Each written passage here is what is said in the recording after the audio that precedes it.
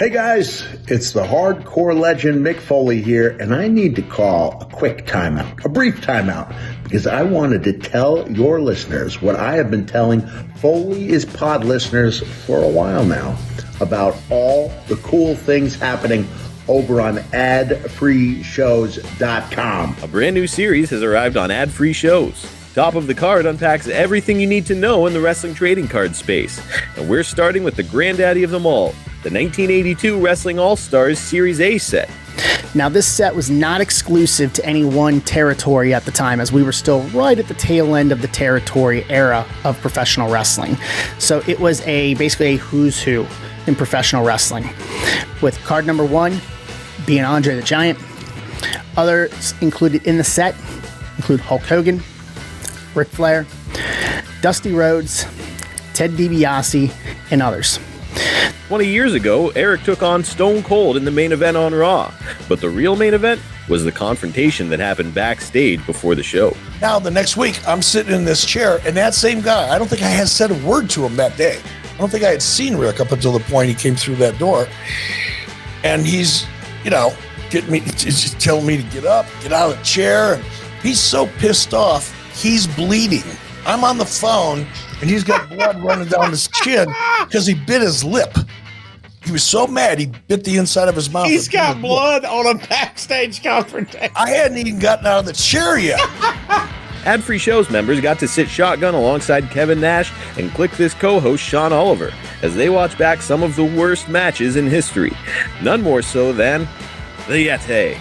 Randy, now the mummy is not Frankenstein. You don't walk with your arms straight out with the arms out, right? And a Yeti is also not a mummy, but I don't know. Was it Jim Hurd who was here? Well, whose brainchild was this? Who gives a fuck? That's just a small taste, a sampling, if you will, of what we have waiting for you, with 4 levels to choose from. 4. See for yourself why Ad Free Shows is the best value in wrestling today. Sign up now, right now, at adfreeshows.com. Yeah.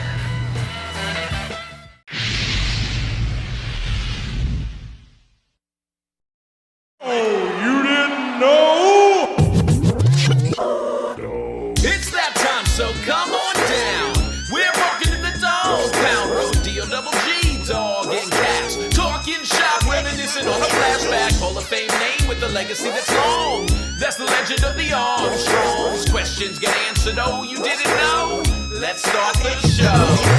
Welcome back to the show, and it's Dogg and Casio. Oh, Lord. You're They listening to... Oh, you didn't know? What it's just us again laughing as we come on the air. Dog, what is up? Man, I'm happier than a pig and poop, and everything's been going so well, but I tell you what, it's ramping up. Business is a booming, and it's ramping up because it's Mania season, and I have a feeling I may have been spoiling our topic for the day. Mania season. Yeah.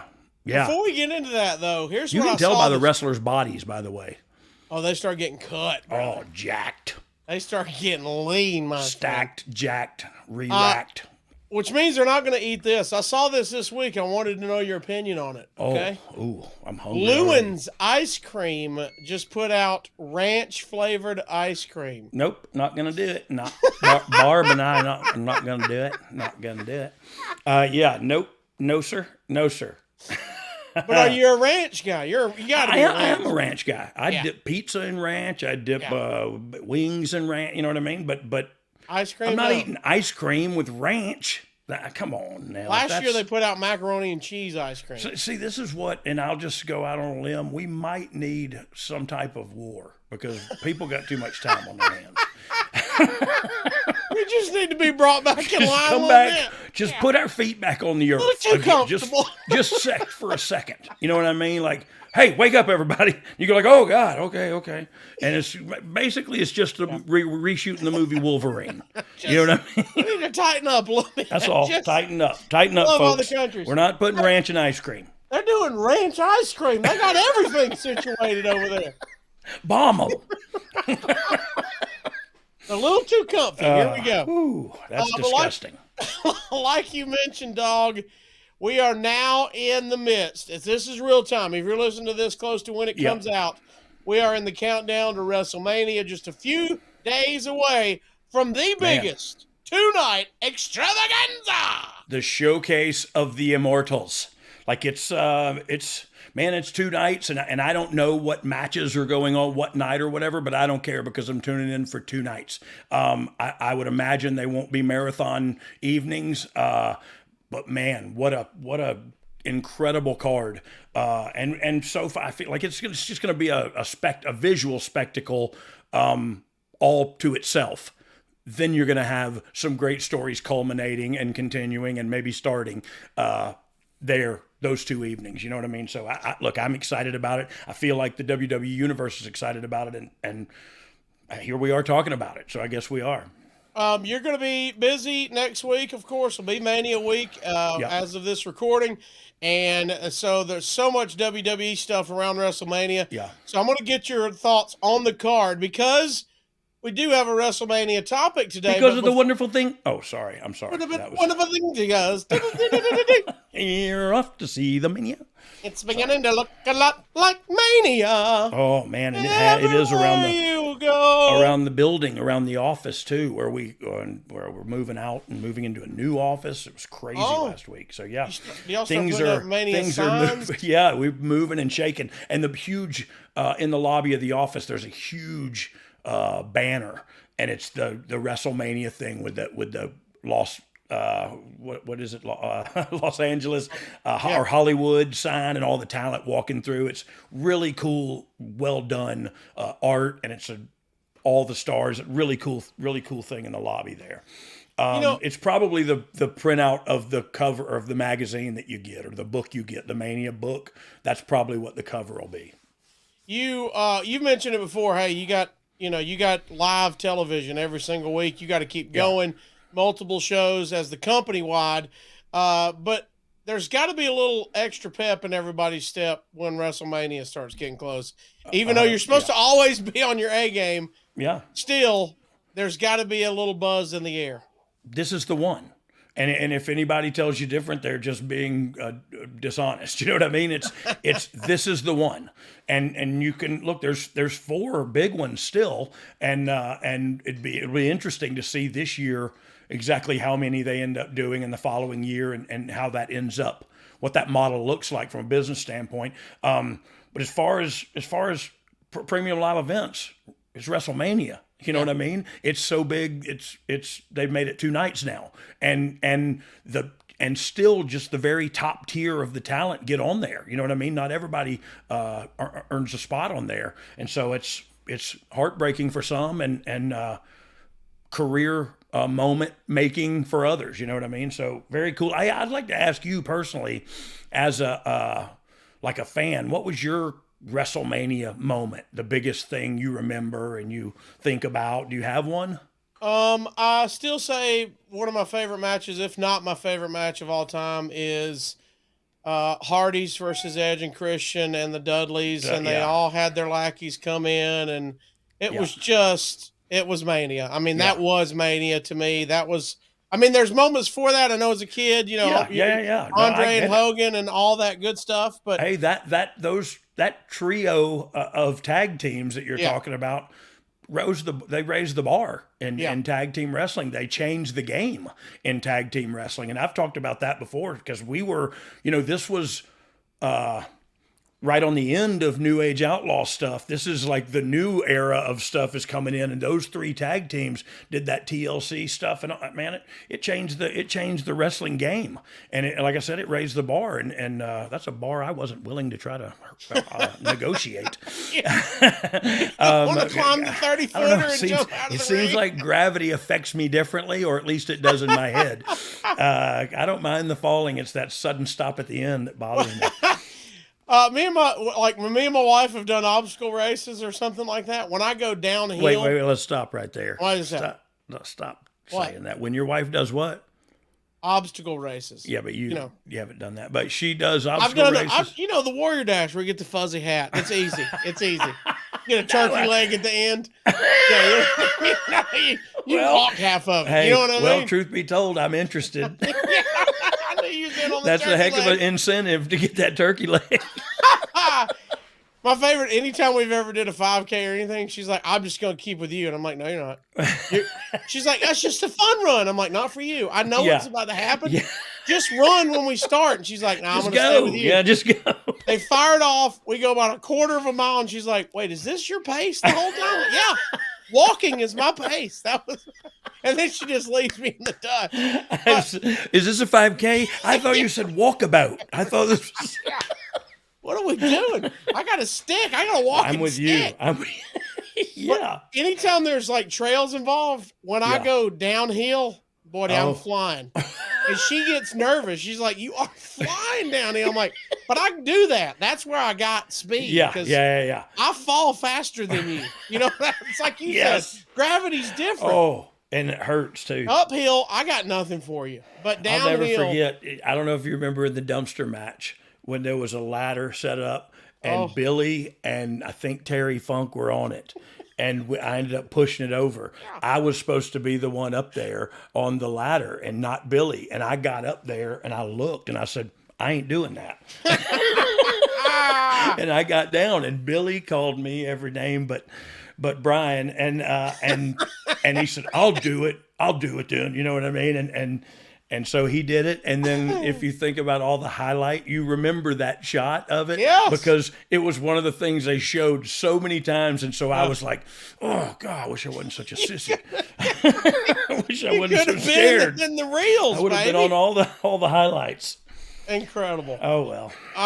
So Mania, you know, you never know what's going to be the moment. You never know. Any of the matches could have the moment. Any of it could be. And they all seem to are going to give you one. Like, I mean, we're going to go through the card, I know, but like just thinking about it, like there's a potential for 5 moments a night, if not 7. You know what I mean? Like it's of things that will be talked about the next day. And look, there always is, but I think this year is going to be. So I think it's going to be creatively special for the fans, and I say that from having zero knowledge of any of the creative. I just think it's going to be a culmination of this new, I know everybody hates the word regime, but this new leadership and the leadership of the creative content. So I think it's going to be a crowd pleaser one way or another, you know. Well, let's get into it. You don't have to pick winners. I'm not asking that, but let's just get a quick rundown of the card and get your quick thoughts on everybody on there. Start, like you said, we don't know when. Go slow because I might pull a hammy. We don't know when they're going. This is not in any order or anything. I'm just wrote them. This is how we came up on them. Edge taking on Finn Balor. Fergal McDivitt. L in a cell, baby. L in a cell. How about this, I mean, man? What I love about this is it was the culmination of almost a year-long story. It's long-term storytelling at its finest, and it's a story that's culminating. It's not just because it's a pay-per-view every year we have to get inside a cell and fight. It warrants inside Hell in a Cell, and man, what a line when Finn Balor said, I've been to hell. They kicked me out because hell couldn't handle my demons. Holy mackerel, I got goosebumps repeating it. But I memorized it because I thought that's one of the coolest lines I've ever heard on a television wrestling show. But I don't know why Dominic D'Angelo's cussing in the sidebar chat. He's super pumped about Fergal. Oh, he's just jazzed. Yeah. He's definitely jazzed about Fergal McDivitt. And he wore, thank goodness, Dom wore his I'm a Fergal McDivitt guy to Philly when they went. I think it was By the way, I'm going to take $50 of my own money. Mm-hmm. I will PayPal or Venmo whoever gets the biggest Fergal McDivitt poster on WrestleMania. I'll tell you what, I'll do 50 also. Okay. So that's $100. We need a Fergal McDivitt poster. It can be I'm a Fergal McDivitt guy. The poster could read that. Especially if you can get, we need Finn to tear it up. You know, do one of the rips. No, hey, if you get it clear, and help us get a screenshot. But if you can get it and prove it was there, we're gonna get you. Gonna get you some cash because a C note. Fergal McDivitt needs to get a WrestleMania moment, baby. That's all. That's all we're saying.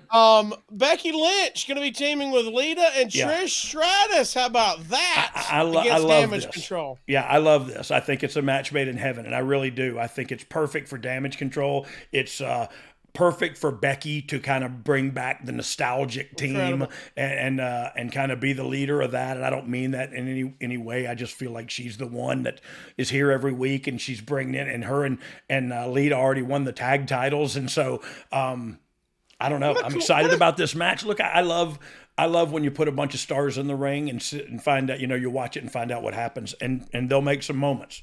I'm sure there'll be some cool backflips and moonsaults and. By the way, while we're here, I don't know if anybody can sell better than Dakota Kai right now. When you hit her, it is like you've pulverized her with a sledgehammer, and it makes everything so much better. I also want to say, specifically because you brought her name up, one of the toughest women I've seen, and I know there's a lot of tough women in wrestling nowadays. Flung around. Hey, her and Mia Yim had a match, last woman standing in NXT. If you want to see two women fight and bust open the hard way, and I mean, go watch that match. They scared me to death for 18 minutes, and I mean, it was horrifying for me to watch, but they were beating the slop out of each other, and that's a testament to them and how committed they are and how much their heart's in it. I saw Dakota at where the Damage Control came to the show when they came through Huntsville, and there was multiple moments where I went, well, she's dead. I mean, why did y'all just kill her in front of the whole crowd like this? But they frown on that. Yeah. Also, Becky winning the titles has got to be just a cool moment. You got the history, you're bringing back a legend. Yeah. You're getting to say forever you won the straps with them. Yeah. This has to be an ultimate. We call them titles. If you want to call them straps, you can. Strap. Cool. Yeah. We won the titles, but had to be a super cool moment. Well, I mean, for me as a viewer, it was because, like I said, I'm not in those creative circles, but to watch that and see that, and I definitely didn't think I was going to see that. You know what I mean? So it was definitely one of those moments where I'm watching Raw and they caught me, and you know what I mean? And they look, I watched it the other night, pillar to post, 3 hours, and not one moment did I get bored or walk away, and I actually. It went by really fast, and I thought, man, that's a testament to the writers and the new creative direction because it used to be a real task to watch. Let's keep. I know I'm the one being long-winded here, but let's keep going through this. I am too. I'm chiming in. We're getting excited about Mania. It's Mania, man. I am excited. We're just 3 in, and we're just now getting to, Austin Theory defending the U.S. title against the face that runs the place, baby. John Cena, look, Peacemaker, baby. Well, look, Peacemaker, be damned, because that's a great character, right? And he's great at it. Like he's even good on the FICO score commercials or whatever. He's riding a cow around. He's good. Excuse me. He's just doing great. The fact that he would come back here, and I a lot of people, I'm sure, are conflicted about this. The only thing I'm conflicted about is who's going to win, because I'm honestly, and I don't want to know, I want to watch it, but I'm honestly don't know who's going to win this.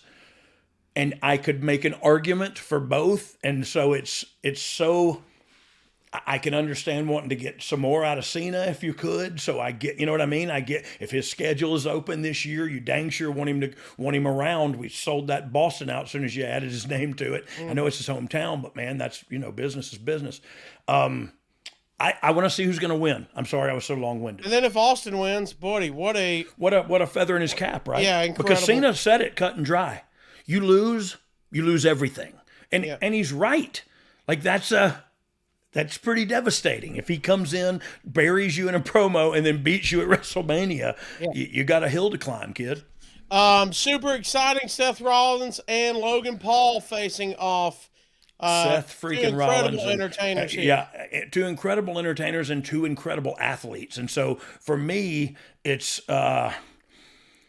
it's a little, Seth will go up to the top. Seth will do flip-diddy-doo-dahs, and Seth will springboard, and so this is going to give you a dynamic that Roman Logan Paul could not give you. And so it's more of a match in athleticism and chemistry. Yeah. And I don't care who wins. I just want to watch it.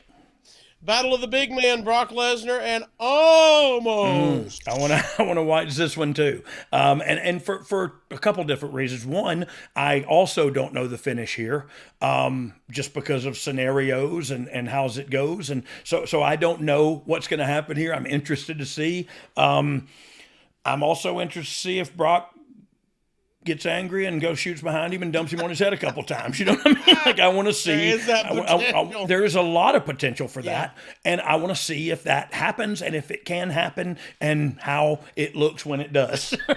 and I pray for everyone's health.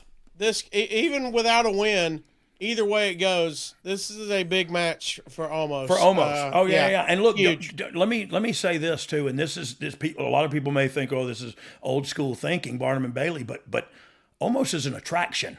Yeah, no matter gigantic. what you say, Incredible. he's taller than Andre, taller than Big Show, an inch taller, I think, than Khali. I'm not sure of that. Jeez. But also his, I don't know how other to say it, but like his body to scale, he's like a perfect size human, only blown up 3 more feet. You know what I mean? And so, like, he's just as a different kind of giant than we ever have had.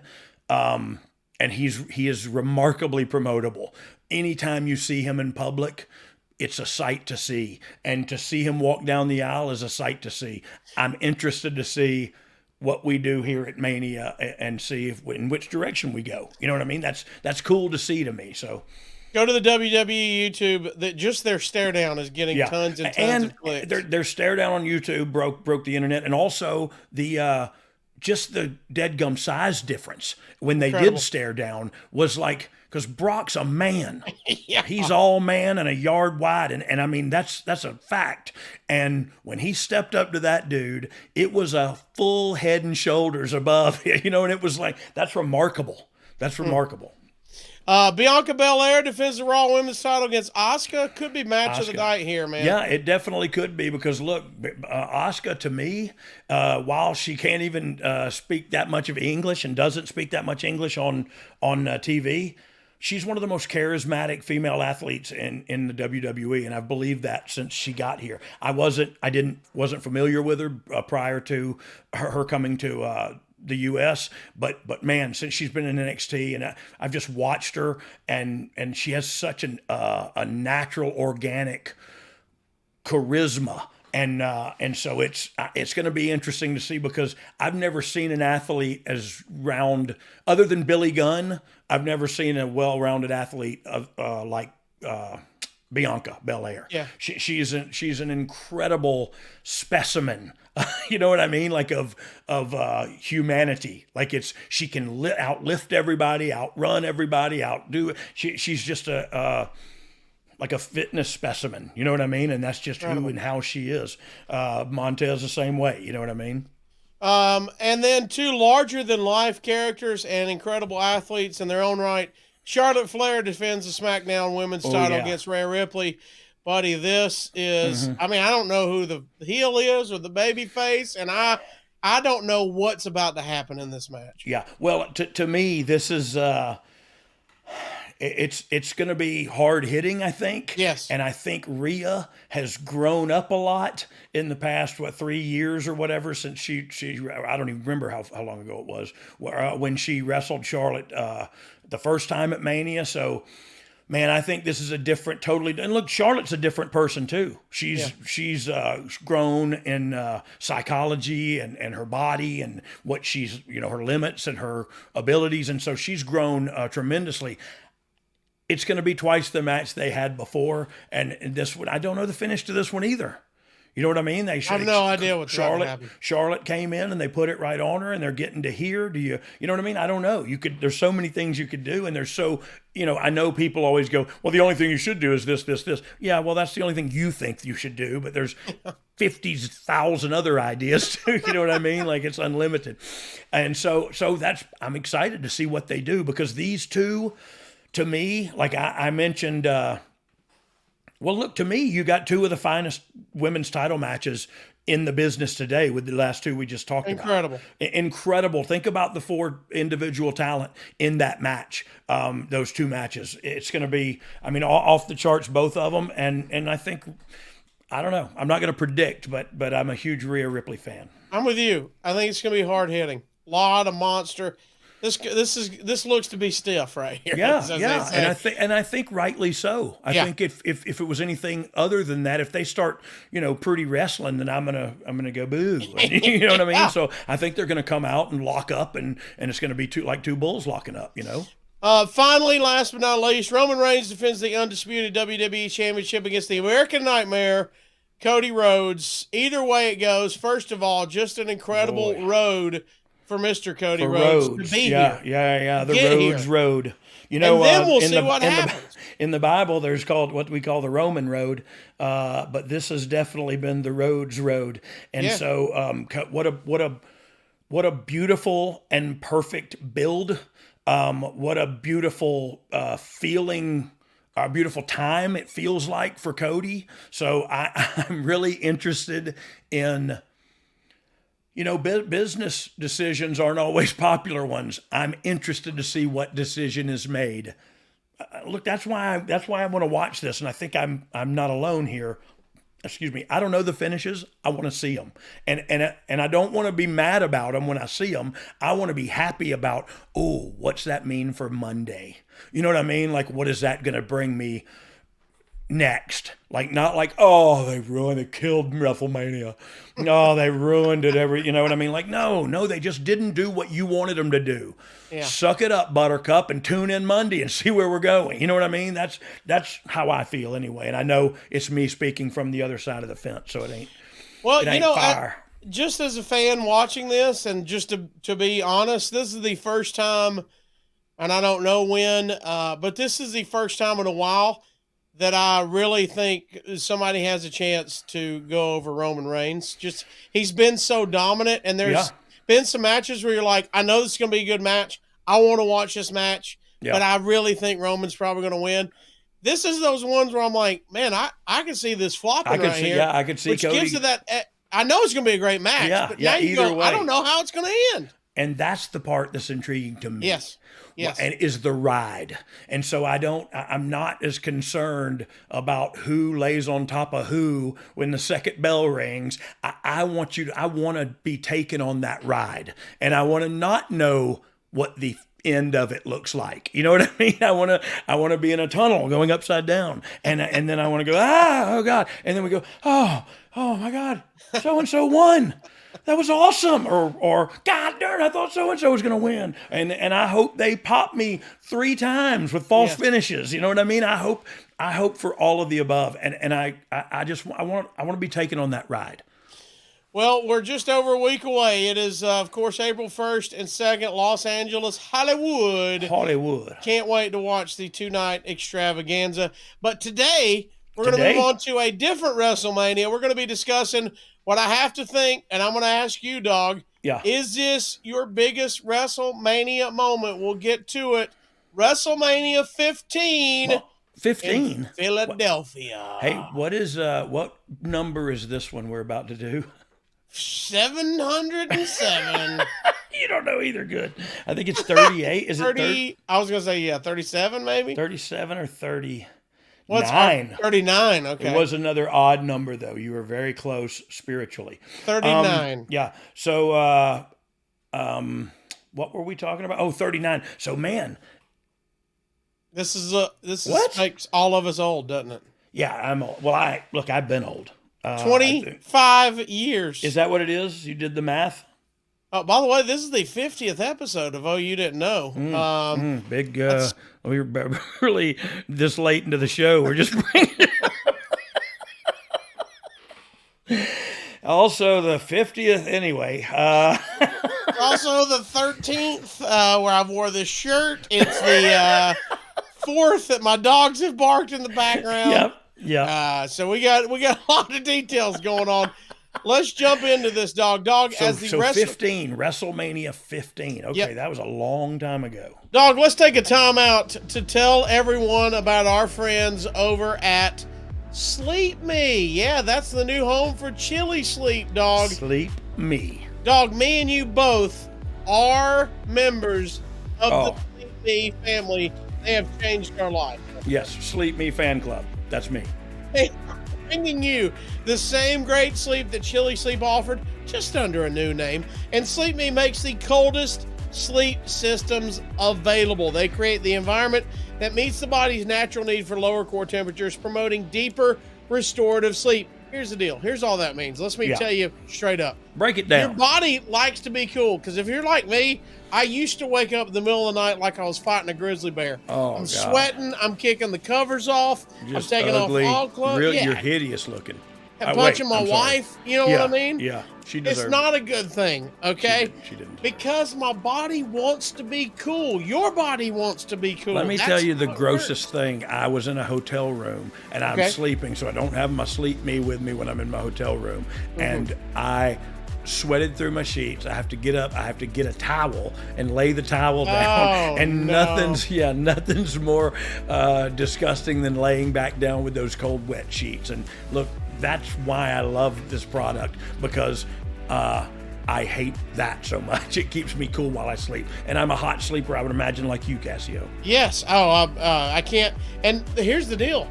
I don't know about your wife, Dog. Yeah. My wife is a cold sleeper, so she likes 7 layers of blankets.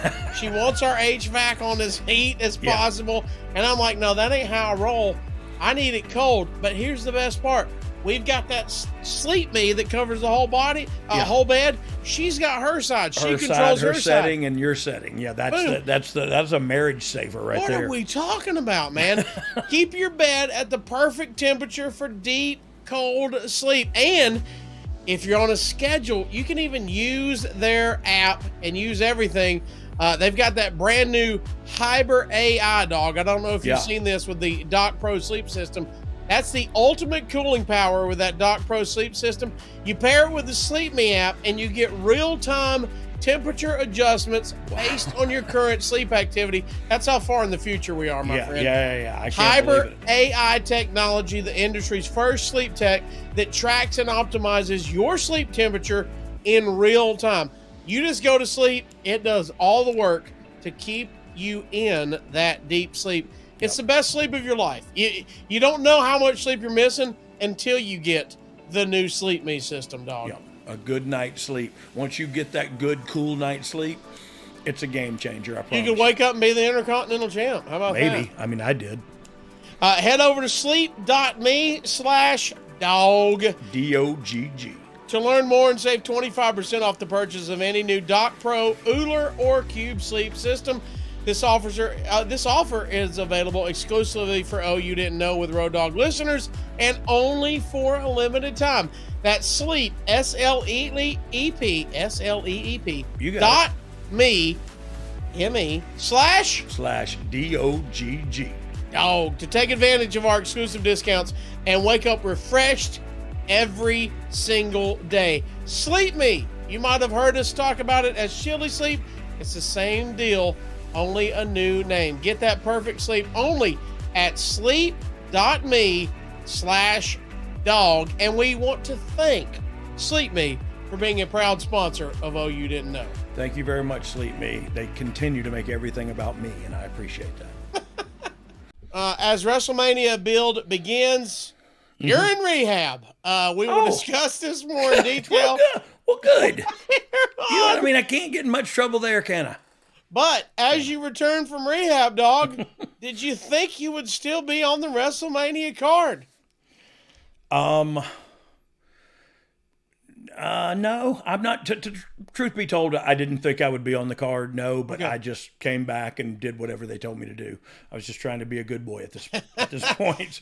I love this, Dog. Your return appearance on TV is March 1st in Cleveland. You're wearing a shirt that refers to rolling a joint, and you put a 420 sign. You point to the 420 sign in the crowd, and you were fresh out of rehab. So I think we were talking. I think it was That's what time it was. Yeah. I think. It was, this was a taped you're on show. the pre-show. Yeah. Yeah, this was the pre-show.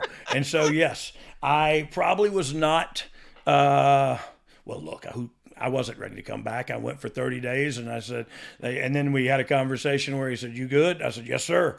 And there we go. And who's we had a conversation? Vince, Bruce, JR? All of the above. All of the above. Yeah, not at the same time, but like different times backstage and going through the day to this day. And it's just, I'm ready to go. Here we go. Were you in combative? Hey, I don't have a problem, so I'm just going to go through the motions? No. I had gotten in trouble and I was totally trying to save my job and said, "I'll do whatever you want me to do." And they said, "We want you to go to rehab." And I said, "Okay." But it was, again, I wasn't, as far as recovery goes, I know we're talking about WrestleMania 15. I always seem to go off on a tangent, but I wasn't ready to quit doing drugs. I just wanted to keep my job. And so, I lost all of the above. You were doing what you needed to do at that time. Whatever I needed to do to keep the lights on, baby. Oh, well, that night you work with The Rock for the WWF title. My man, they threw you back in the fire. Well, I don't know if this was throwing me back in the fire or throwing me in the briar patch. You know what I mean? Like, I don't know what they thought this was. I think they kind of look, for one, I didn't remember I ever had a match with The Rock. Are you serious? I had no idea. No, I did. When somebody told me that, I think Russo I'm not sure who told me that. And I was like, no way. They're like, yeah. Some of you may be wondering why you come back from rehab. You're working against the champion, but a minute in, Big Nasty, not yet the Big Show, comes out and headbutts you. Yeah. You try to fire up on Rock, but he catches you out of nowhere with a rock bottom. People's elbow, 1, 2, 3, super quick and easy. Look, it takes a good man to beat me, but it don't take him long. So that's that's how that old story goes. And truth be told, I was in the ring with The Rock, and Big Show was on the outside. So I was in some good company, and I did the jizz. But I also thought, like, okay, this is. If they thought it was a punishment, I kind of didn't look at it that way because I've never looked at it like wrestling was real. So while I may be more energetic at some point, like, I was just happy to be back and thrown in the thick of something, and it was with The Rock and for the title, and you know what I mean? A newly acquired Big Show was out there, and so I don't know. I didn't think it was bad television. I didn't think it was bad for my character. You know what I mean? You're wondering if it's a punishment or not. Do you think it's will he have any issues putting over the champ, or is it just to test you all around? Maybe the testing, the punishment. I don't know if it was any of that, and I'm totally speculating. Yeah. Because look, the segment before me could have gone heavy and we had to cut time. I don't remember the specifics. Of course I don't. I don't even remember we had the match. But it's so I don't want to say they were punishing me or they were testing me or that, because I just don't know that. I see that if you want to think that, you know what I mean? Because I thought that at the time, but I literally, again, I thought, proper perspective, man. I'm in the ring with the champ, The Rock. You know what I mean? And even then, he was the biggest thing, or one of the two biggest things going. And like I said, Big Show was out there. It was a cool little moment for me. Interesting part to me, and I'm probably not like the normal fan. I don't know, but me watching it as a fan and thinking about that is, one, I think it speaks that hey, he's back, and we're automatically giving him a title shot. They trust you. They know you're. Hey, this is giving you instant credibility on the way back. Yeah. And you didn't just lose quick. We got outside interference, so you can just still say, "Hey, Big Nasty." They took care of Barry. Me. And look, losing to The Rock ain't burying nobody anyway. You know what I mean? Like, you can, he squashed me or whatever. The guy, whatever, he jobbed you out. Like, all right. I was still on probably a highly rated television show with the champion, one of the hottest commodities they have. You know what I mean? And so whether they were, I could look at it like that. Oh, they're teaching me a lesson. Or I could look at it like you just said. Oh, they trust me to go out there and conduct business, even if it's 1 minute, 10 minutes, 20 minutes, in a proper way, and in a way that they could promote and go, hey, here's the champion tonight is facing this cat. What's the conversations like with the other members of DX? Hunter, Billy, Pac at this time? Yeah, it's Welcome the back. same. Let's go.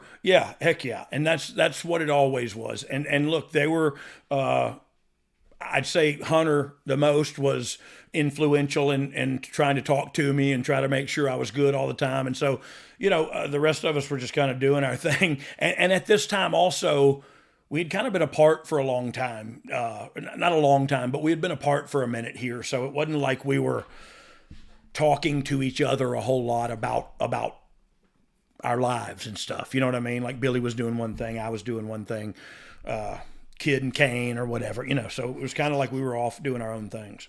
Al Snow comes out, says it's your fault that because you weren't at St. Valentine's Day Massacre, he, and I quote, had to do the J-O-B to B-O-B at the PPV, baby. Oh, man. He had to do the job to Bob at the pay-per-view. Yeah, it's better if you just say job to Bob. That's got Vince Russo written all over it, right? Well, yeah, probably. And I don't know. I love this. I love Al. Yeah. I love working with Al, so it was a cool direction for me to go. It's also acknowledging you were gone. Like, we're not just acting like it didn't happen. It's saying, hey, you weren't there, man. Yeah. Where were you? And because he was kind of a baby face, and I was kind of a baby face also. And so it was, he was like, yeah, you let me down, bro. So at this point, it seems like you're being put back into the hardcore title picture. And while you've been doing that, Billy has been involved with the Intercontinental title picture with Ken Shamrock, Val Venus, and that whole storyline of Ryan Shamrock. Yep. Did you ever hear that Ken turned down the story that he would be dating his sister? No. Okay. No, I never heard that. And it wasn't really a sister, right? No, I think it was just the storyline. Pretty sure. But in the story, they wanted him to date his sister? I don't know. I can't look. I've seen there's some Katie Vick stuff. There's some weird stuff. I think Tracy Smothers did that. No, that was his daughter lately. He did that one. Don't you blaspheme on here, Casio. He did a gimmick where he had his daughter. Did you ever see that? Yeah. He's making out with her in the ring. You're all gonna die. I love it. So after Al comes out and he cuts the promo on you, you dent a chair over his head. That was rude. Hey, I don't care. 3 chair shots you hit him with, dog. Yeah. Snow laughs him off. Yeah, well, that's Al. That's Al Snow for you. And Holly comes out and gets a chair shot as well. Yeah, I got one for you too, Bob. He got them all. You said that's Al, so that makes sense if he's laughing off chair shots. I mean, that's the Al Snow character, that's Al Snow. Like, whether what are you going to do? I'll hit him harder next time. That's all. You know what I mean? In the chair and he laughed. It dented over his head, so I racked him with it. Well, I'll keep it friendly here. I'll keep it PG. Yeah, please. You call him the P word. I did on television. Yes, with a live mic. That you'd meet him in the parking lot, and it was reported that you were chastised for calling them kitty cats. Was that true? So this is the only interesting story I think of this whole episode. Okay. No, but so I do that. I'm at the top of the ramp, and I do that, and I probably shouldn't have, but I'm trying to be cutting edge and be whatever. I throw the mic down. I walk back through the curtain, and Linda McMahon is standing right there. And I go, Miss McMahon, I'm sorry. I'm so sorry. I gotta go to the parking lot. I gotta go to the parking lot. And I just kept walking as fast as I could. You knew you were in trouble. I went to the parking. Yeah, I knew. Like right then, like, oh God. So I went to the parking lot, and I thought all I was thinking about was, am I fired? Am I going to get fired? Am I going to? And then here they came out for in a couple of seconds, or a couple of segments later. Here came the guys at the parking lot, and all I could think about while they were beating the crap out of me was, I'm getting beat up, and now I'm going to get fired after this.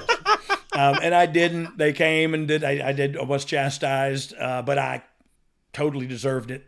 I knew it was coming. I knew you know what I mean? I knew it was, I pushed the envelope a little too far. And so I was told in no uncertain terms. Did you know you were going to say it going in? No, I had no idea. I just felt it and was charged and was, and so I can only imagine. When I went through that curtain and there she stood, and I just went, oh God, ma'am, I'm so sorry. I gotta. That was the worst feeling. Just seeing her, you knew you were in trouble. I knew I was in trouble. So, like you said, back from a commercial, you're in the parking lot yelling for him. Yeah. Holly meets you first, and you brawl. Then another segment later, Snow blindsides both of you. You brawl into the street. Don't think about fighting Bob Holly in a garage on concrete, and then all of a sudden Al Snow blindsides you while you're fending for your life against Bob Holly. I feel like they had a shirt, "Let's go kill Road Dogg." Yes. Yeah. Well, if they didn't, they should have. You brawl into the street, and cars had to slow down to avoid hitting you two. Yeah. Before the officials broke it up. Was it a shoot street and shoot cars? Yes. It was well, totally. How scary is this? Well, it was scary, but we were watching too. You know what I mean? Like we would, even if we were locked up and fighting, I would go, "Watch out! Here's a car coming! There's a car!" You know what I mean? So we could get out of the way or whatever. So we were, we're incommunicado. But yeah, it's not scary because your adrenaline's going 90 miles an hour. You're loving it. It's actually it's even making it better. Yeah, you get up and you go, "I think I broke my pinky finger." Now, if we would have said go fight in the street, you would have been like, "Wait, what? Wait, what?" Can we talk No, but we're halfway through a halfway real fight. You know what I mean? We're doing everything real, but punching each other in the face, and it was it's rugged. It was rugged with Bob Holly. And look, I'm not saying I was a feather pella either. You know what I mean? I was young and hungry, and my stuff was in there too. So we were giving and getting. The next day at the next Raw and Heat tapings in Pittsburgh, you're working with Jeff Jarrett, your old double friend. J. That's JE JARRETT. That's Jeff Jarrett. He cuts you off from your intro, and the match goes. And I just did his whole intro on my podcast. 2 minutes. Well, like I said, it takes a good man to beat me.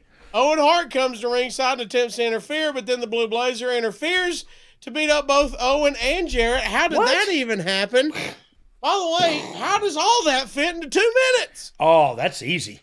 Wrestling does it. The match itself is secondary to the story or the angle or you know what I mean? Like you don't have to be in the ring you can start the match and a minute in, here comes Owen. You know what I mean? Like you lock up, take me in a headlock, I'll shoot you in, give me a tackle. Oh, I'll sell back to the corner. Here comes Owen. You know what I mean? Owen does something, shoot reverse, trip my leg, whatever. Here comes Blazer. Heck, we're 2 minutes in and we're done. And to make it even more gaga, the Blazer unmasked, and it's D'Lo Brown of all people. He got around. D'Lo Brown. D'Lo Brown. He got around. D'Lo Brown got him. And later that night, you tape Raw and you're in a tag match. How hectic is your day when you're taping 2 TV matches? No, not hard because the first one was only 2 minutes. I didn't even break a sweat. There we go. Do you get paid extra for 2 tapings in one day? Yeah. Back in the day, it was different. The pay scales and everything was different. So yeah, I would get paid more. You and Billy team up for the first time in a month to take on Holly and Snow. Ooh. You guys get the win when Snow hits Holly with head.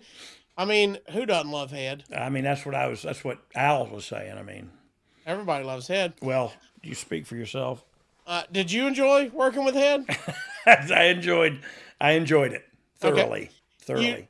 You definitely at this point, it was always weird working with. I want everybody to go back and watch our hardcore match where I beat him and pile drove him through the things in the street. I don't remember what show that was on, where it was, but I worked with Al, and it's around Christmas time because he hit me in the face with a poinsettia, a potted plant, and I mean he threw it like daggum. He took a crow hop and everything and threw it like he was coming in from center field. Yes, and it hit me in the side of the head and just exploded. And you can. Yeah, it was snowing outside, and I ended up pile driving him down through some pallets. He's playing dodgeball with a poinsettia. With a poinsettia, and I'm out. Believe you me, because he got me. Well, by the way, if you know anything, they're poisonous to dogs. So I do know that. That's why he was using it against me. That's a dirty move. That's a dirty trick. So I took his head. At this point, do you enjoy working as tags more than singles? So this was a weird time for me where I really I was in the process of getting comfortable working singles matches and being a singles talent. But prior to this, when we first broke up, man, I did not want to I didn't know if I could handle it as a singles competitor, and I didn't know from a performer standpoint what I was going to bring to the table. I just was insecure about my own talent or my worth or whatever, and I thought Billy kind of helped me with that. You know what I mean? I could lean on him when you're not strong. Yeah. And I'll be your friend. Okay. I'll help you carry on. Lean on me, bro. Said a hit won't be long. Till I'm gonna need somebody to lean on. Oh, just a call on me, brother. Sorry, I probably went on too long with that. Head. What? When you need a head. We all need. Yeah, I loved working with. What were we talking about? Tags versus singles. Yeah, I was getting used to. I was getting more comfortable doing the singles, and it's about that time that my T-shirt sales and the toy, everything was doing really well too for the Road Dogg character. So it helped my psyche and my ego. Like, oh, okay, you like me. You really like me. So here's where the spots are going to change. So let's get into details about that, because at this point, you look like you're going for the hardcore title. Billy's in the IC title run. Right. When do you guys find out? Is it presented to you? Was Billy upset about it? What do you remember about all that? No, I don't remember anybody being upset about it, because I just remember Billy and I talking individually about, and I do not know if that sparked something or if somebody else, I don't remember how the conversation started above us, but I remember me and Billy saying, well, you got the wrong title. You know, this should be your title. This should be you, not me. And look, I still stand by that today. Like, the hardcore title was way more up my alley than it was Billy's alley, if you ask me. Like, he's the IC title, and you're going to bring up something in a minute about the IC title, and that's more Billy too. You know what I mean? So I don't know. We talked individually and personally about us having the wrong titles. I honestly don't know where it went from there. But it went fast. So yeah. Yeah, let's get into it. The next Heat show in Bakersfield, and yes, this is when Sunday Night Heat would air live sometimes. Yeah. But let me ask you a question, though, Casio. You ever walk the streets of Bakersfield? I have not. I drove through it. Tell me you who shouldn't judge me. Say you care less how I feel. Okay, here we go. Dwight? Bakersfield. Was that Yoakum? I don't know. Yeah, Dwight. This is how big, by the way, WWF was at that point with MTV. You're going live on a Sunday night. That's pretty strong right there. You team with Billy and losing 19 seconds to Val Venus. Yeah, well, Val's good. Look at him. He hit me with the big Valbolski, and that'll take any man out of his shoes. Well, of course, you losing in 19 seconds leads to you challenging Venus to an IC title match on Raw, while Billy challenges Holly to a hardcore title match, because losing a match in 19 seconds is clearly grounds for you being number one in line for the number one contender. I mean, how do you book your wrestling shows? Is this a swerve for the sake of a swerve? What's happening? What do you remember here? I don't know. I think this was a mistake. This was a mistake in the making, but it went through anyway. And then shortly after, they went like, yeah, we should have listened. Well, at some point, you got to switch it. You might as well just do it and get it over with. Why not right now? Why not? The next night in San Jose, you win the IC title in 3 minutes, dog. The 3-minute man, baby. Yeah, but it's 3 minutes of excitement. You know what I mean? It was. Let's just leave it at that. Continue. Everybody's known that. Look at my Buccaneers. I had a Buccaneers hat on. If you're watching, that's before their time. Look at that chain, man. You got some chains. You got the dog tags. I had all silver, dog. It was all silver, and then a Black Label Society, Zach Wilde's band. Let's go. Yeah, heck yeah. By the way, you'll be able to see us over on adfreeshows.com watching the match back along with more commentary. Match? Your IC title match. You can see us. Go to adfreeshows.com. Or we're going to watch it like twice, or is it just a 3-minute video? If they're watching this, it is out now. It's we're going to watch it, and then before and after, we're going to set it up, talk over it, do a little aftermath. and we're gonna have some fun with you winning the Hopefully, IC title. verbally, I can make it entertaining, since physically, I probably didn't. I'll ask you if you like ranch ice cream again or something. Okay, You know what I mean? perfect. But Would you rather? That is all on adfreeshows.com exclusively there. But needless to say, this has to be a fun moment. It's exciting for you to now be the Intercontinental Champion. Yeah, and look, it was like I was. I don't know. To me, I think I was a little jaded by now, and I'd been a champion a couple of times, a tag champ and stuff, and so in retrospect, it wasn't as big a deal in the moment as it should have been, and I attribute that to drugs and alcohol. But looking back on it now, like, holy crap, man, that's awesome. I held the Intercontinental title. You know what I mean? I have a replica one that I was going to hang up in here, but I just haven't because I'm lazy. Does that, for my naivete of the business, does that, you automatically, now you've got the belt, does that give you a bigger payday for WrestleMania, or does it stay this? Are you on the same deal? So no, it's definitely my deal was about like they used to do the I forget low end, a guarantee, the low end or whatever they called it. Yeah. And so I would make above and beyond that. But yeah, they took care of me anyway. And I think and this is just how it happened. Like, it was my action figures and all my likeness and stuff was doing really well. And so I was producing for them. They paid you. You know what I mean? If you produce for them, they pay you well. And that's how it is. The IC title has long been called the Workers title. What do you think about that? Yeah, well, that's what I was talking about earlier. You see all these guys that can work all great, and then you see me. So it just seems like Billy looks better among that group that you're seeing if you're watching by way of YouTube. It's Jeff Hardy and Bret Hart and Razor Ramon. Like, that's a workhorse crew there. Me on there just doesn't feel right. You know what I mean? And maybe that's just how I see myself. I think it is. And that's not how it is. But I feel like I look better with the hardcore title. And all right.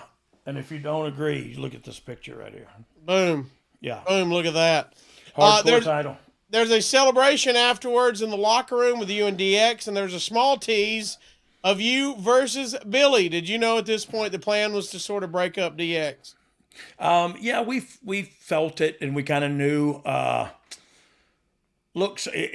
The just group felt right. It did. It felt like, hey, it's time. And mind you, it wasn't that long. It didn't go that long. You know what I mean? It really didn't. But it had, some of the members had outgrown the group and needed.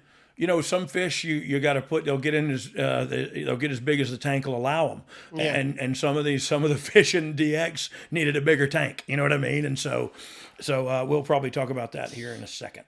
You then would work with Shamrock in a singles match on Heat, defending the IC title, and Val interferes. Oh my God! Look contest. at Ken Shamrock in that picture. My goodness, he's chiseled, dude. In stone and for real tough and can fight. Hey, look at that. His nipples have a shadow. Look at that. That's how big his chest is, bro. It's sticking out that far. That's incredible. He scares me to death. Well, so while we're on him, did you like working with Ken? What's your thoughts working with Ken Shamrock? Look, I love Ken Shamrock. I did. I had great times with Ken Shamrock. I mean, honestly, I love the individual. Great times riding with him and Billy, sitting in the back and seeing them pull over from time to time, going to fight each other, and me just like rolling one in the back seat, stirring the pot. You know what I mean? Like, yeah, like you guys beat the crap out of each other, and I'll be in the back seat if you need me. But yeah, love Ken Shamrock. Honestly, though, I said it a few seconds ago, terrifies me. Terrifies me because I'm not a tough man. I mean, I can handle myself. If I'm getting robbed, I'll say, "Don't take the girl." I'm watching 1893 or whatever it is, the prequel or whatever. Tim McGraw. Yeah, with Tim McGraw and Sam Elliott. Holy mackerel, I'm in love, man. Johnny's daddy. Yeah. Taking him fishing. I love that song. After the three of you get into it, Goldust and Blue Meanie come out and attacks you. Hey, now it's a party. Was this a way just to get Dustin on the card for Mania? I know, Meanie's got his thing going. We are in Philly, so that makes sense for him. What's the thoughts on Goldust being brought into maybe, this? I mean, maybe that I could totally see that. Hey, we've had a couple of characters that have been doing good this year that are in the running for this. Should we get them all in there in a fatal 4-way? And you know what I mean? Like, I can totally see that being the conversation. But I don't know the answer. He was welcome. You know what I mean? Yeah. He was a welcome addition. Yeah, we're always good if he's involved. I think so. Yeah. Speaking of, talk about how cool is it? Is it surprising to see him still going and also in that teaching role where he's at now, man? Just passing that knowledge down. Yeah, I love the human being. Dustin Runnels, whatever you want to call him. We call him Chicken. A lot of people call him a lot of different things. I love the human being. I love the human being. I've been around the world with him, and been up and down some roads with him, some gravel, rocky roads, and some smooth as silk. And I feel like that's where we're both at in our lives right now. Now, watching him still wrestle at the level that he performs at is amazing to me, but so is Billy Gunn. Like, I feel like those two guys are enigmas. You know what I mean? Yeah. As far as look, Jericho's, I don't know how old Jericho is, but he's still going too, and so. I guess if you stay busy and stay in ring shape, you could continue that. I'm in ring shape, like the shape of the hula hoop, like the ring, that ring. Octagon, you're in the shape of an octagon. Yeah, so I won't be doing any of that, but it amazes me that Dustin can still do that. And look, we encourage each other in sobriety and stuff too, so I just love Goldust, man. And yeah, it doesn't blow me away that he's still doing it, because he's got that kind of determination and commitment. Also, by the way, Jericho 51, Billy 59. How about that? Okay. How about that? By the way, Goldust and Meanie together, this seemed like they fit perfectly. By the way, shout out to Meanie, who listens to the show, and Mrs. Meanie, Tracy. Thank y'all for doing that. So their names are Brian and Tracy. And that's me and my wife's name. And so it really? Yeah, so we always have that with each other on Facebook and such. Any good Goldust Meanie stories while we're here? No. They're both characters, man. Yeah, no specific stories. Like Blue I said, Meanie likes to fart. Do you ever remember him farting? He'll fart like in the drop of anything. He wants to fart. No, I do not remember that. But like I said, Goldust, I said it earlier, and Meanie's the same guy. Great, big-hearted dude. Great person. Him and his wife have a great relationship that I think is admirable, and they're huge Philly fan. I follow them on social media and kind of live vicariously through them, going to football games and stuff. And so yeah, I don't have any stories about them, and any that I did have would be about Goldust, and they'd just be negative. You know what I mean? and so I ain't no reason to say that. You know what I mean? Hey, we'll put the Goldust one on the schedule then. You can go to my old house, but I don't live there, so. Here we go. Yeah. All right. So as the storyline continues, randomly out of nowhere, you and Billy face off on Raw on March 22nd. Hey, in look Albany. at that high. Look at that. If you're watching on YouTube, you are seeing what Gordon Soley would call a high hip toss. Wow. Because Billy, I would post, and Billy could get up in the air, man. And I was just long, and he was too, so it looked incredible. I don't remember the match, but I worked with him several times, and so he was always really stiff and beat me up. You guys, by the way, both do your shtick ahead of the match, and when Billy is done, he turns to you and says, "It ain't personal." I know you said you wrestled him a few times, but yeah. I'll tell you, there could have been a little bit more build up to this. Every time we wrestled, it felt personal. That's just how he feels. And I've said this for 30 years. The stiffest part of any tag match I had, even if I was working with Bradshaw and Ron Simmons, was the hot tag to Billy. He would literally almost break my hand every time. And it was just like, I'm just reaching for the tag, and he is ready to go then. Can we toss up that picture again? You're looking mighty pale here, dog. Yeah, no. This is when I worked. Or is that him? This is when I worked as Sheamus. No, I don't. It's just him. He's tan as a person who is tan. You said you don't remember much, but from the torch, let's go to the recap. Early in the match, Billy blew a spot when Road Dogg held his arm out for an arm drag. but Billy fell flat on his face. Late in the match, Billy hit the rocker dropper on Road Dogg, but several of their respective WrestleMania opponents interfered from the torch. Not a very good match. Yeah. You said you don't remember about it. Do you remember anything about the blown spot or anything? No. Listen, think about this for a second. This was 30 years ago and a build to WrestleMania, and Billy messed up a spot. Like how important is, like, if I'm still today going like, oh, Billy, you know what I mean? Like, how could you miss the arm drag? Like, come on.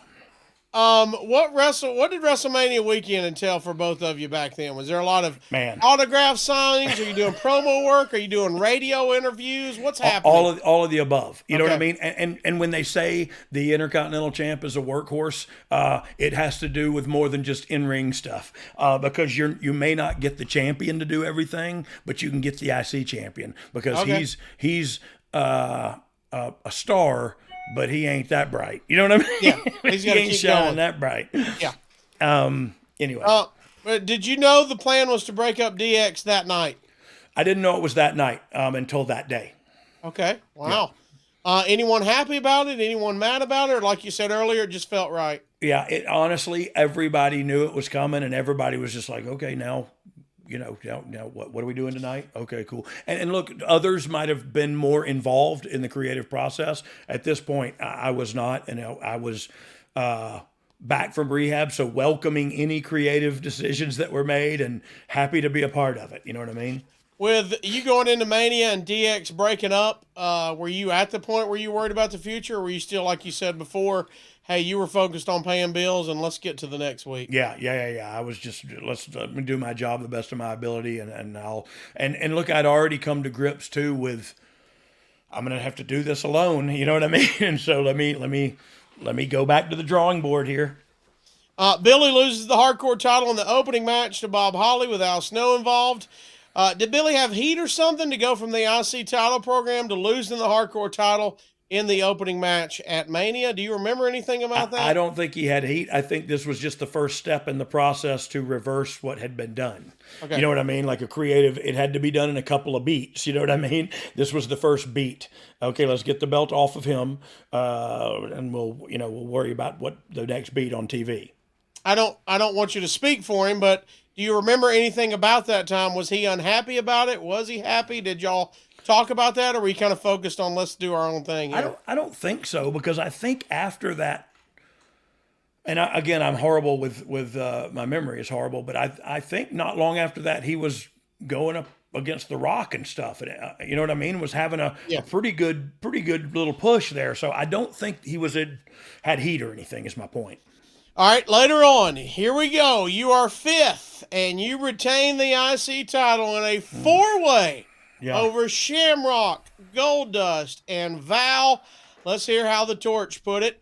The action was decent, and it was fast-paced, but aside from Road Dogg's dancing in the ring, nothing got much of a reaction. Well, there was nothing wrong with this match, but the lack of heat made it seem dead, and the weak finishes hurt as well.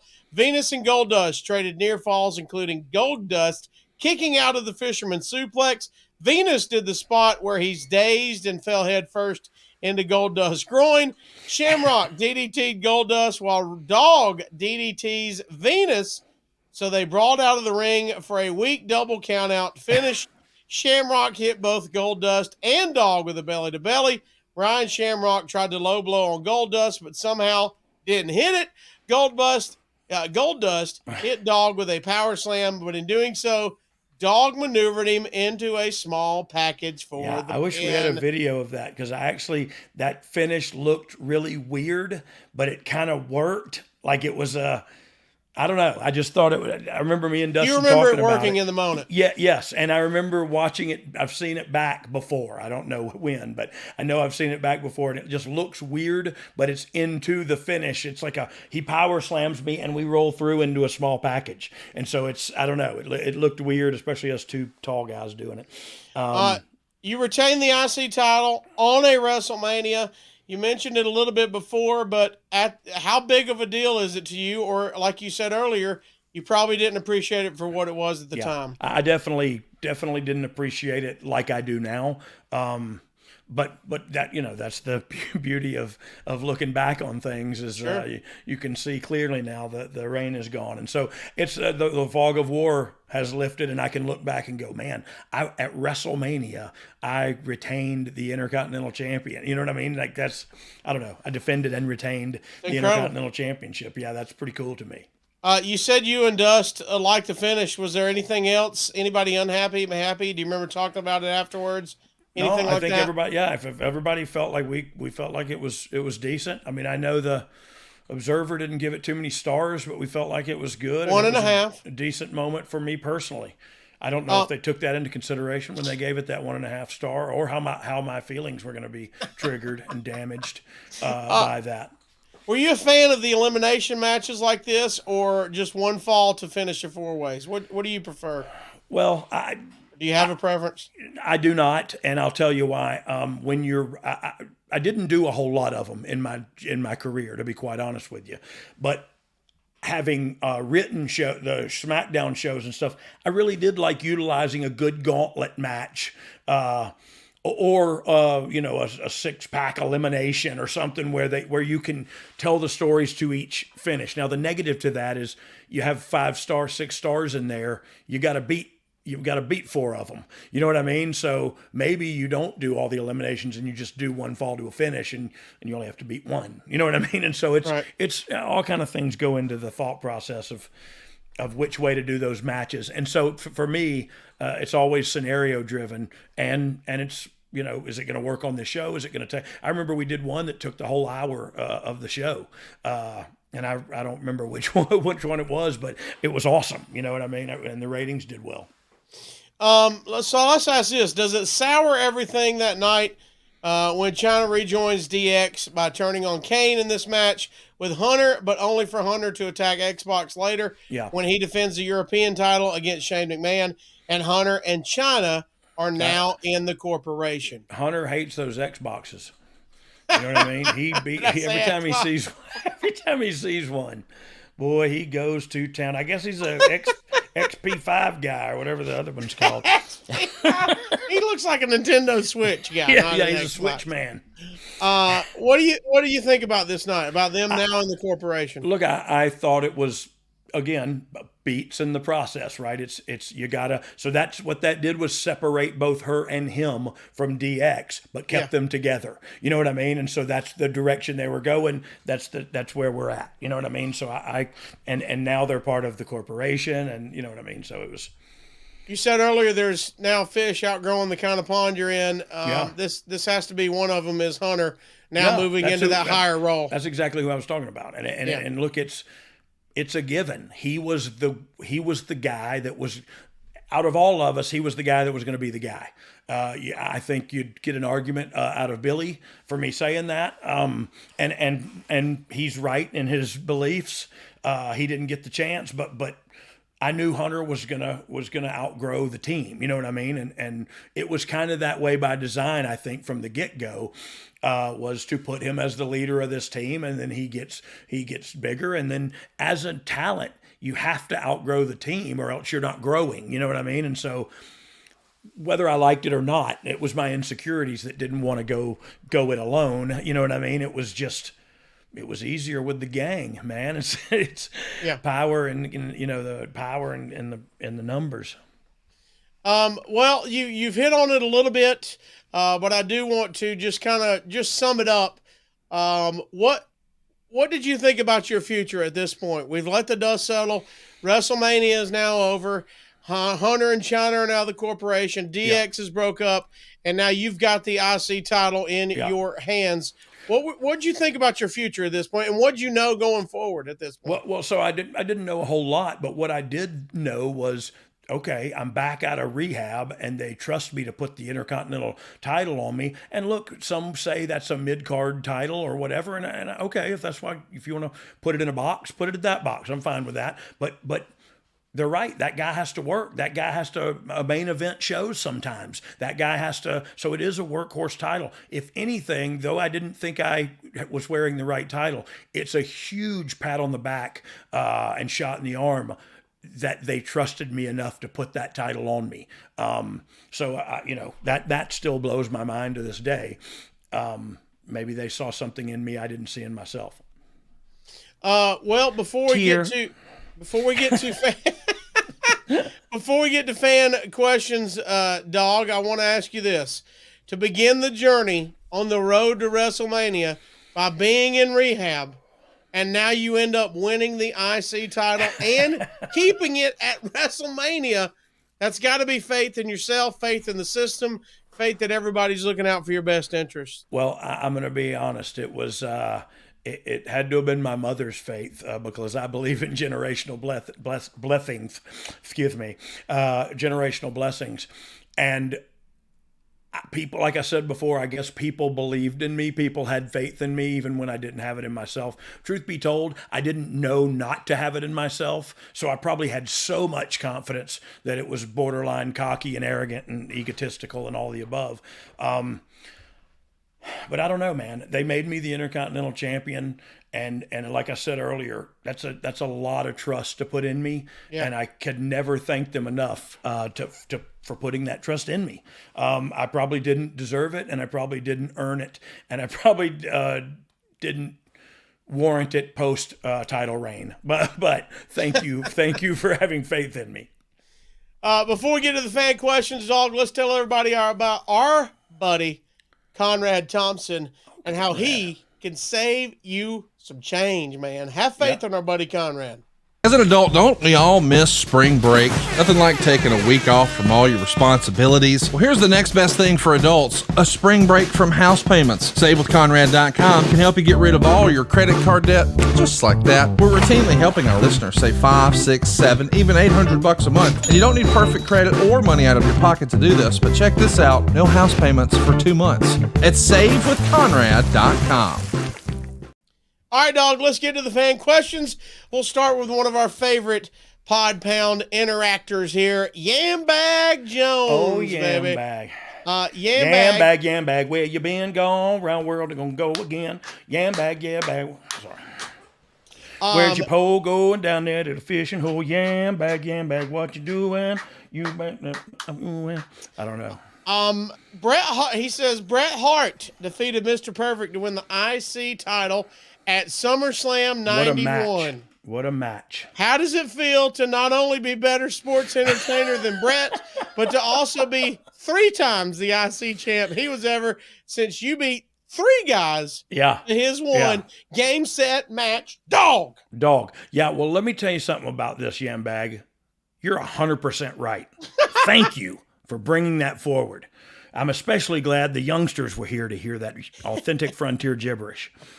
Look at him. Authentic frontier gibberish. If you're a Blazing Saddles fan, you know where that so comes good. From. Most of my stuff is basically just bit straight from movies of my childhood. And if I'm okay with that, I guess the 11 people listening are okay with it. We're all okay. At Cutter Nonstop says, Dog. That's got to be Cody Rhodes' burner account. It's CUDDER. It might be C udder, like a cow's. Oh, teeth. Like a cow's udders. Yeah, it might be that. C udder nonstop. Cow udder, that. Sea otter. Sea otter. He says, what did you do after the show in Philadelphia? Do you remember? And by the way, he said, in his opinion, Jim's is greater than Gino's cheesesteaks. Okay, I hear you. Okay. I hear you. And I'm not going to argue that because excuse me, I get nauseous just thinking the D'Angelo Dirtbag brothers who help us out in the production meeting over here are really echoing that. But they agree. They agree, right? So Jim, look, that's 3. Did I say something different? By the way, you haven't said anything. No, you haven't gone in, but I know I've had Geno's before delivered to the building. Okay. But if you ask me, and somebody from Philly's really going to love this, Subway's got the best steak and cheese. Oh, God. I'm just kidding. But however, I did just eat a tuna sandwich from Subway. So how about this? I've never had a Philly cheesesteak from Philly. Okay, well that's different. Love Philly cheesesteaks. Yeah, well, both of them are good. I mean, that's all there is to it. They're the originals. They're the OGs. But so what did I do after the show? I literally left early and was back in my hotel room to watch the last segment while I lay fat-bellied and horizontal on my hotel room bed. Really? Yeah. Oh, heck yeah. Back to the room before the show's even over. Bro, love it. I'm finally found some balance in my life after 30 years of wrestling.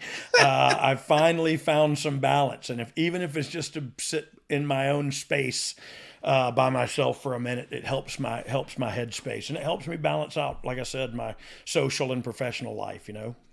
AFS top guy Bobby KF5. Bobby K coming to you live from Austin. City Limits. He says, Austin City Limits, great show. He says, how much planning was needed to coordinate with 3 other wrestlers?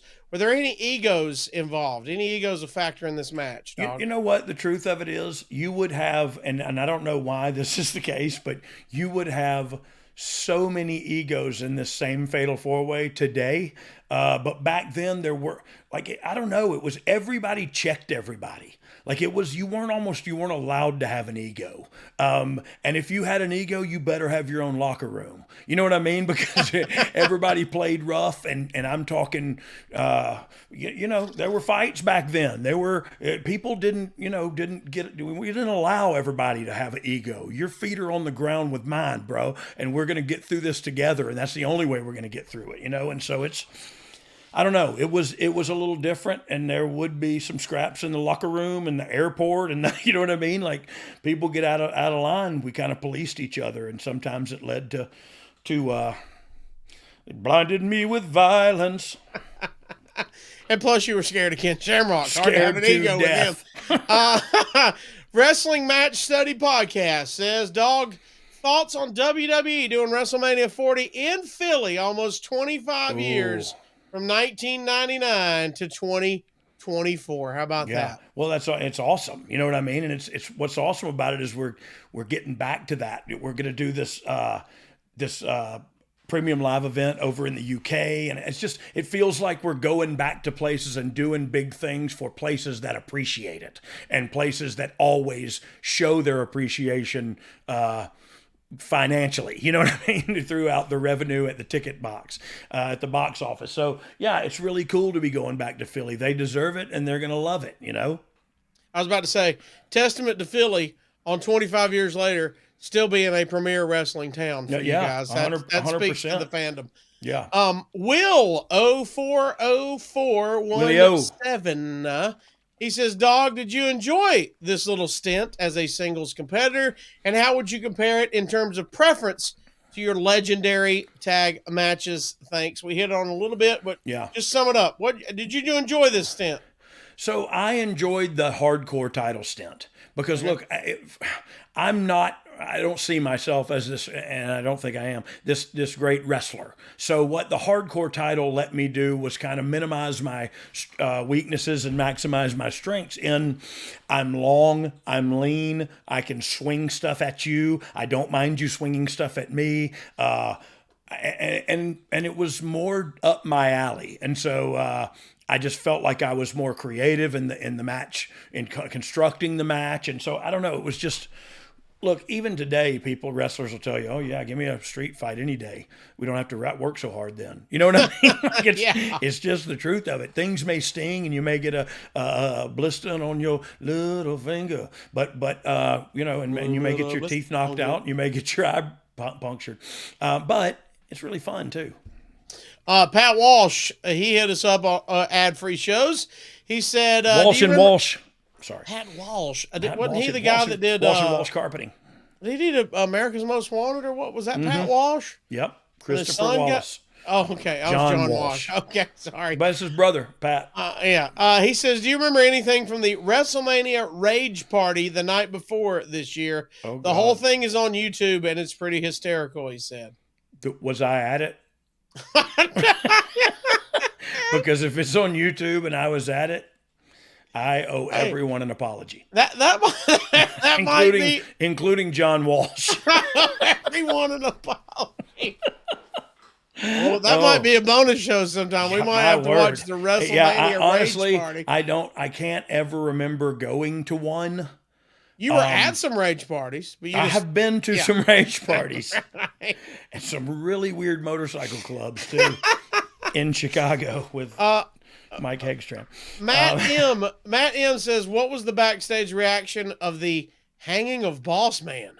Ooh, I don't. Whoa. Remember. I don't remember. But Whoa. I do remember being a full-fledged drug addict, yet on my high horse about when they crucified somebody or whatever. Oh, sure. I can't believe they did that. Hold on, I need to bang some new bane. Yeah. Good judge of character, Brian. Adam Arpin says, "What did Vince McMahon think of Isaac Hayes' performance of chocolate salty balls at the WrestleMania Rage Party?" I don't know, but I'm sure that's the only reason he was brought there was to sing salty balls. If he's performing, we have got to watch this Rage Party. This YouTube thing's got to be blowing up.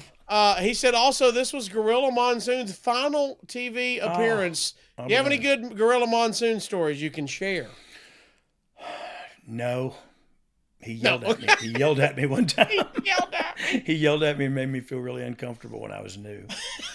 And it was because he knew X-Pac and he didn't know me, and X-Pac got hurt in a match with me. So he just yelled at me about it. And I was like, okay, sorry, sir. Okay. Sorry, See you at the sir. Rage Party in a few years. Liam Evans wants to know, how did you react when Butterbean put Bart Gunn to sleep? Ooh. Do you think you could take a stiff one from either of them? Well, yes, I think I could. Would I want to? Hell no. Not from either one of them, not even a left. You know what I mean? But Butterbean, look, one thing we did not take into account at that time, Butterbean was a trained professional boxer. You know what I mean? And so we did not, I don't know what Bart was doing as far as training. And you know what I mean? I have no idea. But I know he got in the ring with a professional boxer and got knocked out. I know he got in the ring with a bunch of other pro wrestlers and whooped all their asses. So I ain't saying nothing about neither one of them. Arrows says, if you could have had a high production WrestleMania with any song you wanted, what would you have been your dream entrance and song? So he wants to know, you got the high production like you guys do now, Mania. Like my entrance. What song would you pick? Man. Oh, that's tough. Honestly, I think I would. I mean, I guess he's saying, could I purchase a copywritten song? But I kind of like the New Age Outlaw music. Kind of hit every time. It kind of hits and it kind of goes with my entrance. But like, I don't know, there's some good stuff out there. Like maybe maybe Flirting with Disaster. Oh. Or no. What's the train? Don't in a train, take me on. Blackfoot. Blackfoot maybe Train. That. Yeah, I don't know. That one rocks a little bit. Like, yes, that's what I want. Is some southern rock and harmonica.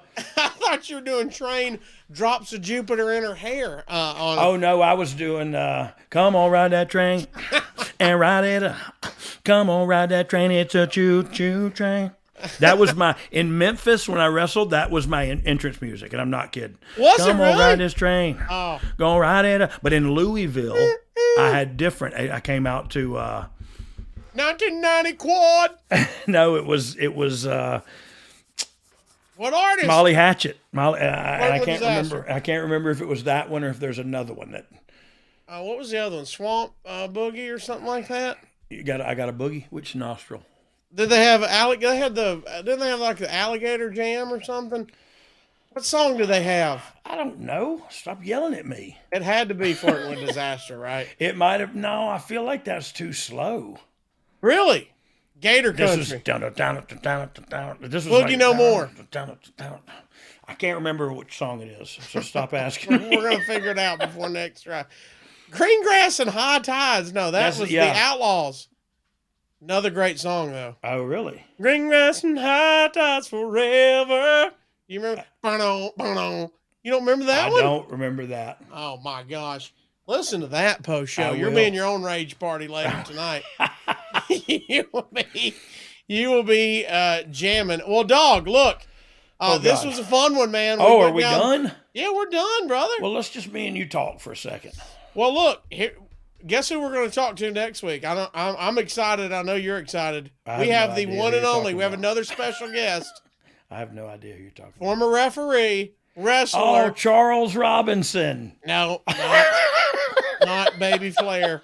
Nick Patrick, my friend. Nick Patrick. I was kidding. Nick Patrick. Nick Patrick. Hey, and I'm going to be honest with you. Haven't talked to Nick Patrick in a decade. And not kidding. And this is a man that I lived with for almost a year with his family. Like that's where how close we were.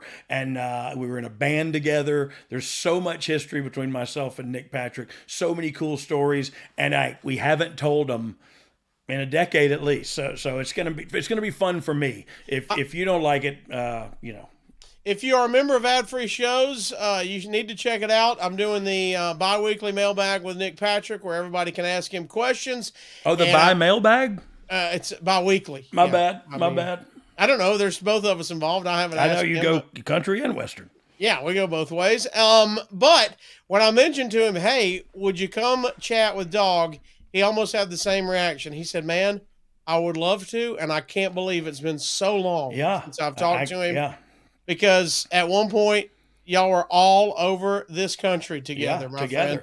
Together. We got some great stories I can't wait to tell. We did not forget, before we wrap up, we're going to do Top Dog in our Thankful Minute before we get out of here. Top Dog and a Thankful Minute. I got a car. I want you to jump in there.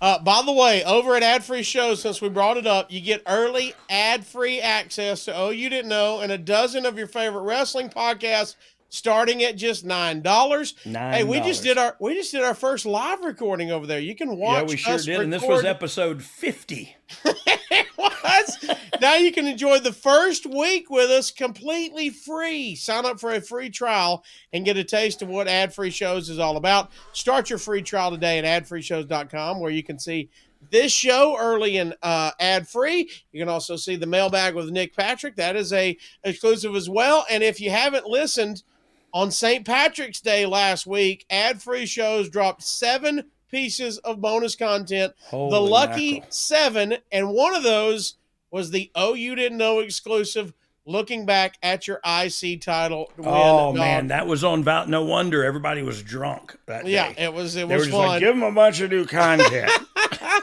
Plus, in the Lucky 7, Eric Bischoff, Kevin Nash, Ask Conrad Anything, and a whole lot more. Check it out now at adfreeshows.com. Also, if your business targets 25 to 54-year-old men, there is no place to better advertise than right here. Right here. Oh, you didn't know. You've heard us do ads for some of the same companies for years. Why? Because it works. And with our super targeted audience, there's very little waste. Go to Advertise with Dog. That's advertisewithdogg.com now and find out more about advertising with us. We would love to get the word out about your product. I would love that personally. From a personal standpoint, I would love that. Follow us on Twitter at Brian R.D. James, at The Casio Kid. The show is at You Didn't Know Pod. Yep. Go to Box of Gimmicks to get all of our latest merchandise. Marcus, our producer, I don't know if you've got anything ready, but if you've got any of our merch picture ready, you can throw that up. All of that is exclusively at boxofgimmicks.com. That's where you can get the Fergal McDivitt shirt. You can get that. Oh, I'm a Fergal McDivitt guy. He fears no man. He is Fergal McDivitt. So you can get that all. That's a good shirt right there. At boxofgimmicks.com. And of course on YouTube, we thanks everybody for watching our beautiful faces there. Yes. Like and subscribe. Leave a comment. Let us know what you thought about it. Let us know if you have any other questions about WrestleMania 15. We'll try to address those later. Be sure you turn on notifications at youtube.com/DOGG. Dog, before we get out of here, though, we do not take it for granted. We've got 2 things we've got to do. Okay. The segment, the Sweeping the Nation, Top Dog, where we give you 3 sports entertainers. You tell us, are you a better? What nation is it sweeping? America. This one. I heard it's this America. One. Okay. Yeah, I heard it was. I haven't seen the numbers. But somebody just said it and you heard it. Good. We're going to give you 3 names. You tell us, are you a better sports entertainer than these? Did you just see the list? Yes, and it's amazing. Good. You have not seen the list. That's the best part about Dog. No, I have not seen the list. He has not seen these until we say them. Here we go. Top Dog, are you a better sports entertainer than Doink? Matt Bourne. Yes. Yes. Okay. My man's got some taco meat on that chest, brother. That is some hair, son. He's a tough man too. Definitive yes. Definitive yes. Doink. Look, he was great. He was great as Doink. He was a great scrappy grappler. I thought he was the best at Doink. But I think there's a ceiling on Doink. You know what I mean? Okay. Number 2, Hillbilly Jim. Oh man, now I don't know about that. This is our first tie. Is it? This is our first tie. Now, granted, I think I could wrestle better than him. Okay. So that's a whole different category. This is a person I can actually. No, I've never said it, I don't think. But I think I can wrestle better than him. But his shoulders and lats, look at that, were incredibly wide comparatively to his narrow hips and waist. Now doing radio shows, he's still killing it out there. He owns gentlemen's clubs in 74 states across America. Does he really? No. But if you see him, you'll think he does, like with all the gold and the.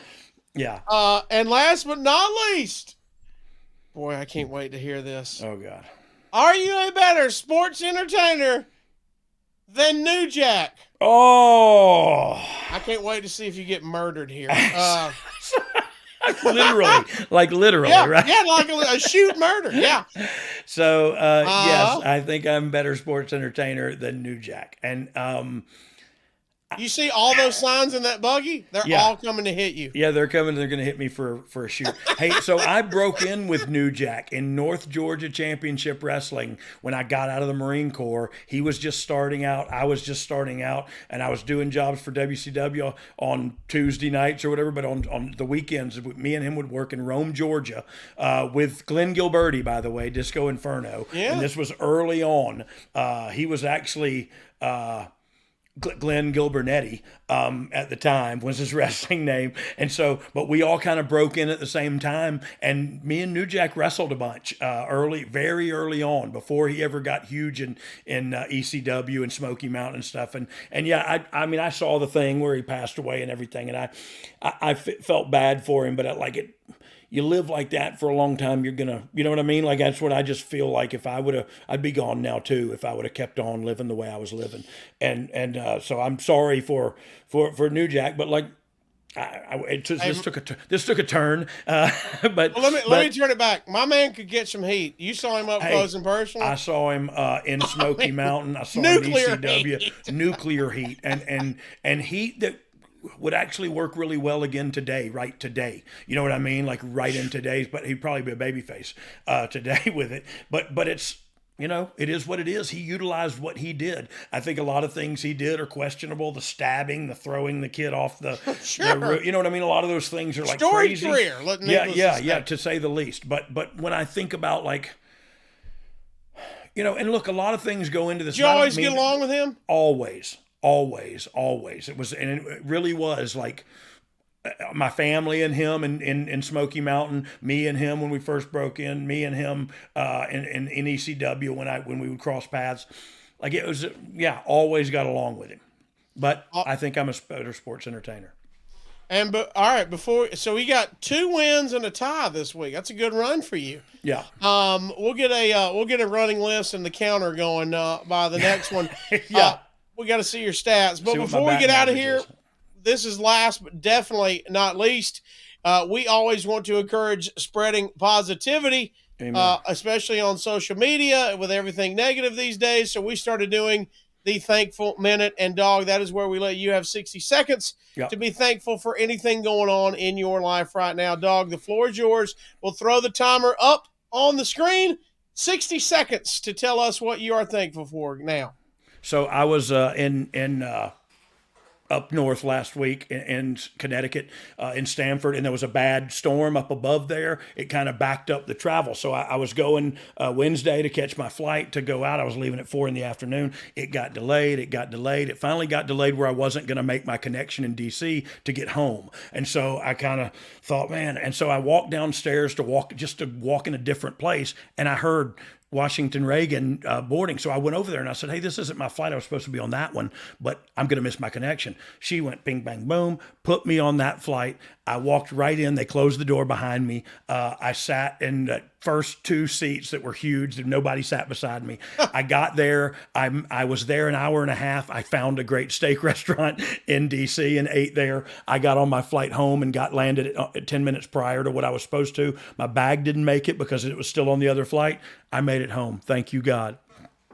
Hey, look, with as much negative as people talk about traveling these days, well, look, it's unsung when they finally take care of you, man. When you look, I was sitting in that LaGuardia airport. I had checked out of my hotel. My car service brought me over to the hotel now, or to LGA. Now I'm sitting in LGA, and I'm going to spend the night in there because I'm either going to spend the night here or I'm going to spend the night in DC. In an airport, you know what I mean? Yeah. And so I literally I sat down and ate because I saw my flights delayed. I just was eating. I was relaxing. I walked downstairs just because I was going to get like a Gatorade and some gummy lifesavers or something, you know what I mean? And just sit down and be fat. And so I walked down there and I hear that and I look over there and the lady goes, bing, bang, boom, go right there. I walk on, the door closes behind me. We go right to DC. And I was just like, I don't even know, and to me, I knew my bag wasn't going to make it and all that, but I went back today and there sat my bag when I got to the airport. Like, I don't know. God is good. I see God in a lot of positive stuff. And when I see stuff like that happen, I give him thanks right away because people can say coincidences and this and that. But man, I had said, God, if it's your will to get me home today, and I say that all the time, like, I hope it's your will. And if it's your will, and I pray I accept it. You know what I mean? Because that can be another thing. I want God's will to be done because it will be done anyway. And you can swim upstream or kick against the pricks if you want to, but it'll be done. So now the problem is, okay, it'll be done. Can I accept that? And of course I have to. Yeah. But do I? You know what I mean? Am I gonna swallow it down like a cactus, or is it gonna be, okay, that's what's supposed to happen? And look, I've also sat through a lot of delayed flights and go, I really want to be home right now, but this is where I'm supposed to be doing what I'm supposed to be doing. And I don't know. That's where the faith part comes in there. Yes, it is. And so then when the thing happens that is very rare and it happens and it comes through, somebody who travels a lot knows how this feels. And you go, oh my Lord, I made it. Thank you, God. Yeah, I just want to thank God. And if it was Delta Airlines that did it, well, God made the man who runs Delta Airlines. So that's my take, and I'm sticking to it. Dog, great stuff today, man. Going back down memory lane, the IC title. I'm glad that you realize how big of a moment it is now. That's a good thing to be that long to appreciate it. I would like for you to realize it too, and just just praise me a lot. Coming up. I don't bring it up enough, and I will change just that. From now on, if you would, please. And I look forward to next week, man, getting to talk to your old buddy, Nick Patrick. Going to be fun. Nick. I'm excited. I'm glad to be a fly on the wall on that one, and we're going to have some fun with that. Thanks, everybody, for watching. Like, subscribe, leave us a comment, interact with us on social media, on YouTube, the whole deal. We appreciate it. And if you didn't like this trip down memory lane, we got 2 words for you. Suck it.